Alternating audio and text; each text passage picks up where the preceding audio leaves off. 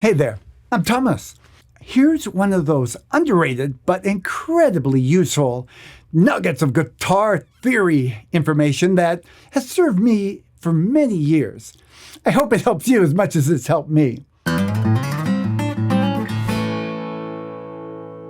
When I talk about 1, 4, 5, I'm talking about chord progression. We've numbered the chords. The first chord is 1, the fourth chord is called 4, and the fifth chord is called 5. Now, I have a little graphic that I'm going to bring up. Let me start with the top part where it looks like a bunch of Roman numerals. That's what they actually are. Roman numerals for the numbers 1, 2, 3, 4, 5. And it's common to use Roman numerals in the world of music because it solves a couple issues. You'll notice that there's a capital Roman numeral and a lowercase Roman numeral. That's kind of telling you which ones are minor and which ones are majors. So the first one is a 1, the next one is a 2, right? Lowercase 2. That means they're in the key, the 2 chord is just naturally minor.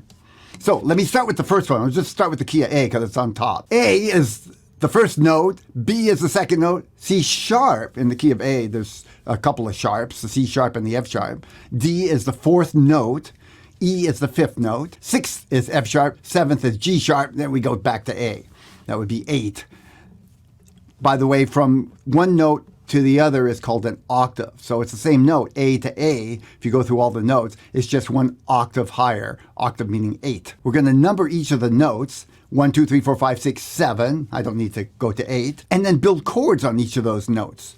We're taking notes only out of that scale. In other words, for the A chord, the number 1 chord, we're only taking notes from the scale, and it would be A, C sharp, E. That would make the 1 chord. Basically, every other note makes the chord. So for the B chord, the 2 chord, we're taking every other note, B, D, and F sharp. I skipped each one. That way you get a chord for every single note in the key. Instead of just saying the note is the 1, we can say the chord is the 1 chord. So now we've gone full circle. We're back to the 1 chord being A, the 2 chord is B minor, the 3 chord, starts with a C sharp note, is C sharp minor. We're talking about specifically the 1 chord, the 4 chord, and the 5 chord. What makes so important the 1, 4, and 5 chord? First of all, for a guitar player, learning the 1, 4, 5, particularly in the keys that are most common for guitar, is a more efficient use of your practice time than just practicing random chords. If you practice the 1, 4, 5s in keys,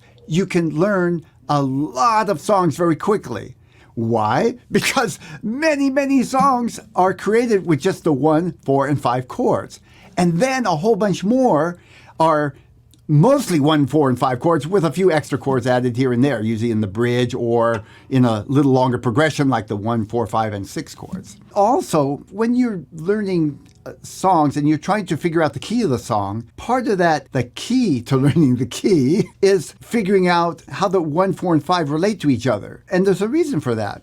The nature of a 1, 4, 5 progression makes a movement away from the home chord, the 1 chord, back to the home chord.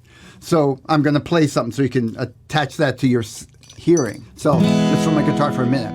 1, 4, and 5. Listen for a minute. Here's the 1 chord. 4 chord.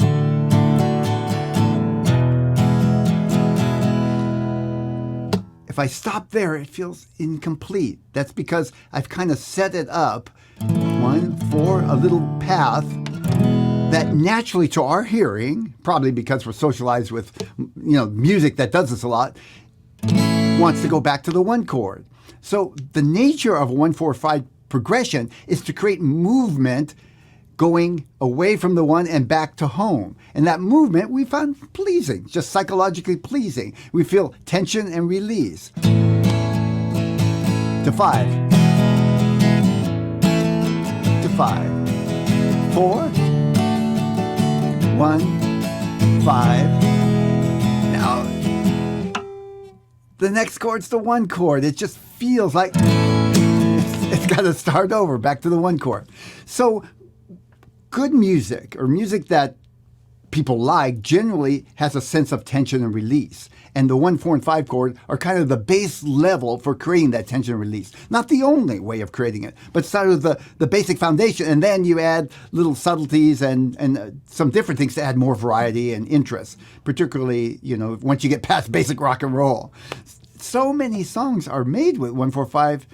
I didn't realize it when I first started. All of this, like Chuck Berry stuff, or basic blues.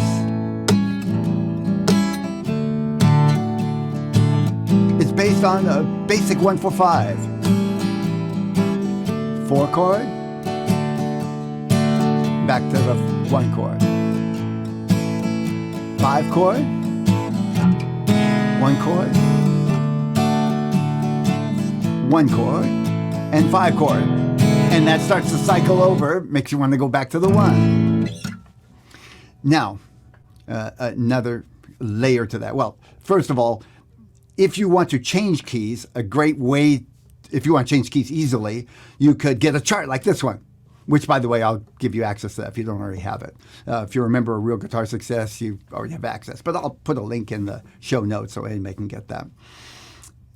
A better way, right, than having to go find the chart and look and then memorize the chords is just practice the 1, 4, 5 in the common keys. And then if you want to change keys, you just go to 1, 4, 5 in another key.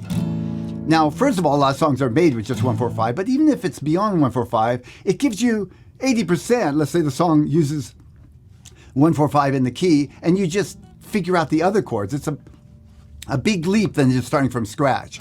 So let me show you an example of this. I'm in the key A. How many roads must a man walk down before you can call him a man? Blowing in the wind, Bob Dylan. Now, I want to change that low for my voice. Let's go B, C. I know 1, 4, 5 in C. 1, 4, 5. How many roads must a man walk down before you can call him a man? Much better. But I want to, just for practice, C. Let's go to the key of D. I know 1, 4, 5 in the key of D. D, A, D, E, F, G. Okay. D, G, A. How many roads must a man walk down before you can call him a man? Ooh, I like that even better. Hey, let's do the key of E. 1, 4, 5. E, A, B, 7. I know that one. How many roads must a man walk down before you can call him a man? Okay, easy. And again, even if the song has more than the 1, 4, 5, a lot of songs are just a few chords beyond 1, 4, 5. And once you have the 1, 4, 5, it's much easier to make that next leap. Did you notice that last song I played a B7 chord instead of a B chord? So the main reason I did that is that I didn't want to play a bar chord. B, I don't have a good way of playing that as an open chord. But it brings up another issue. It is reasonably common when you get to a 5 chord to make it a 5 chord into what we call a dominant chord. And then a simple way to say that is it's just a 7th chord. So instead of a B chord, the dominant of that would be B7, dominant 7th. Now, psychologically, it adds more tension. A 7th to a chord makes it feel even more like it's got to move. So it's a way, traditionally in classical music, it was a way to make it have more power getting back to the 1 chord. And that's all transferred over into pop. If you're playing bar chords, there's an interesting little pattern, and I'd say more than interesting, I find it really valuable, especially when I play electric guitar. I go to this. You can visually see the 1, 4, 5 very easy. Here's a 1 chord, a G bar chord. The 4 chord is here, and the 5 chord is here. So that's a C and D. But I don't care about the names. When I'm playing, I don't think, oh, that's a G, a C. I know this on bar. Oh, I want to change it to a key of A. How about A sharp? I don't even care what the names of the chords are. It's so easy. F. So for bar chords, 1, 4, 5 really is just physically very easy on the guitar. Minor has the exact same formula with just a couple of little things. 1, 4, 5 in the minor key starts with a minor chord. Now you can see my chart. I'll start with A minor, which is a common minor key. The 4 chord is D minor, and the 5 chord is E minor. You see, we changed over to minor, but here's the key.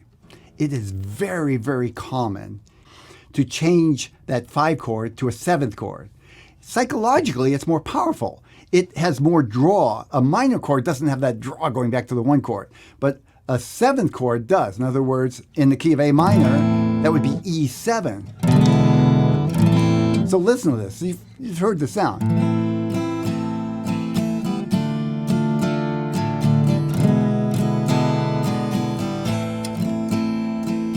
And in the key of B minor, 4 chord, 5 chord, 5, 7, and so on.